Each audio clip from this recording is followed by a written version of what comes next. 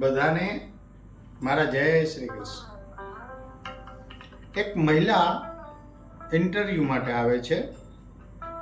ઓફિસરે એને પ્રશ્ન પૂછ્યો, તમારે નોકરી શા માટે કરવી છે? ત્યારે મહિલાએ જવાબ આપ્યો, સાહેબ મારે મારું પોતાનું ઘર લેવું છે. ઓફિસરે પૂછ્યું, કેમ ભાડાના મકાનમાં રહો છો? ત્યારે મહિલાએ કહ્યું, ના, હું તો મારા પતિના મકાનમાં રહું છું. એટલે આશ્ચર્ય સાથે ઓફિસરે પૂછ્યું, કેમ તમારા પતિનું ઘર એ તમારું ઘર નથી?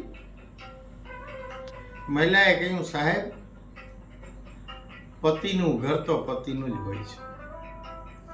જ્યારે પણ એ ઘરની અંદર અન્યાય સામે અવાજ ઉઠાવીએ, જ્યારે પણ આપણો પોતાનો વિચાર રજૂ કરીએ ને, એક જ શબ્દ સાંભળવા મળે, જા તારે ઘરે ચાલી જા, અહીં તારું કાંઈ કામ નથી. સાહેબ જ્યારે પિતાની ઘરે જઈએ ને, ત્યારે પિતા પણ એવું સમજાવે છે કે બેટા, જેવું છે તારા પતિનું ઘર જ તારું કહેવાય, તારે અહીં ન રહેવાય. તો મારું અસ્તિત્વ શું છે? મારું અસ્તિત્વ શોધવા માટે આ મારે નોકરી કરવી છે. સાહેબ, મહિલાની વાત સાંભળી ઓફિસર તો અવાચક બની ગયો, આંખમાં આંસુ આવી ગયા.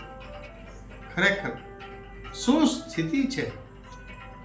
બોલો રાધે રાધે. વાત નિત પ્રકાશ.